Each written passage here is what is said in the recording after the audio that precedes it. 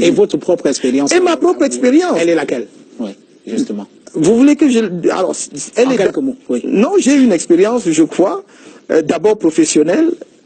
En tant que, j'ai dit, doyen de la faculté des sciences juridiques et politiques, j'ai dirigé quand même la plus grande faculté des sciences juridiques et politiques du pays pendant 6 ans. Ce n'est pas une mince affaire, croyez-moi. À l'époque, il y avait 12 000 étudiants et plus d'une centaine d'enseignants.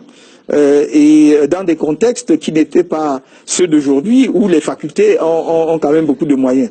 J'ai été ensuite membre du gouvernement, comme vous le savez, ministre délégué auprès du vice-premier ministre, ministre de la Justice, garde des Sceaux.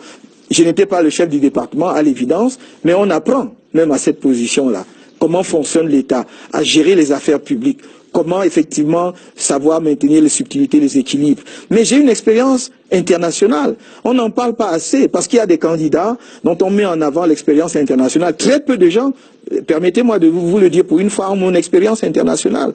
N'est-ce pas? Dans des cercles qui sont des cercles interétatiques, j'ai quand même été président de la commission du droit international, qui est un organisme des Nations Unies, créé par l'Assemblée générale des Nations Unies, où siègent les 34 plus hauts juristes du monde, avec des juristes venant des 5 pays membres permanents du Conseil de sécurité des Nations Unies, qui m'ont élu président de cette commission. On ne m'a pas nommé, qui m'ont élu. Et on ne vous élit pas si on n'a pas confiance en vous, si on n'a pas du respect pour vous. Je suis membre du curatorium de l'Académie du droit international. J'ai été avocat et je demeure avocat devant la Cour internationale de justice pour plusieurs pays, pour plusieurs gouvernements. Le Niger, la Guinée équatoriale aujourd'hui. J'ai été arbitre dans plusieurs affaires, opposant des États à des firmes multinationales. Donc, quand on me demande l'expérience, sur le plan professionnel, je peux vous dire là, mais expérience d'enseignement.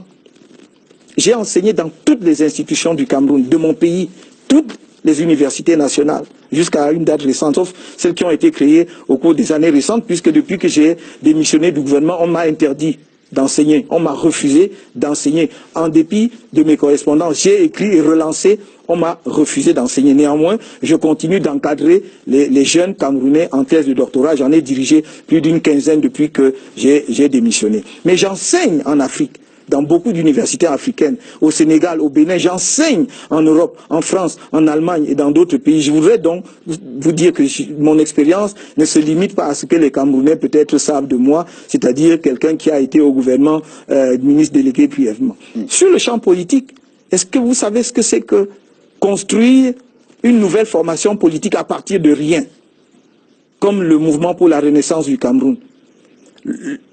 Une formation politique dans un contexte comme le nôtre, où rien ne nous a été épargné, vous le savez, je ne vais pas revenir là-dessus. Les conditions de lancement du MRC. Le 13 août, on est bloqué à l'hôtel Hilton, alors que nous avons tout payé et que le sous-préfet a donné l'autorisation de la réunion, ou en tout cas le récépissé, et tout le reste. Et j'ai, avec mes camarades du directoire, que je voudrais saluer ici, et nos militants, qui se dépensent sans compter. Nous sommes le vrai et le seul, sans doute le premier parti politique au Cameroun qui a des militants, c'est-à-dire des hommes et des femmes de conviction, qui n'attendent pas l'argent, mais qui œuvrent par eux-mêmes pour porter le niveau au niveau où notre parti au niveau où il est. J'ai de l'expérience. Je crois qu'il est temps que je cesse peut-être de mettre mon drapeau dans la poche. Oui, j'ai de l'expérience politique, monsieur, parce que ce n'est pas facile tous les jours.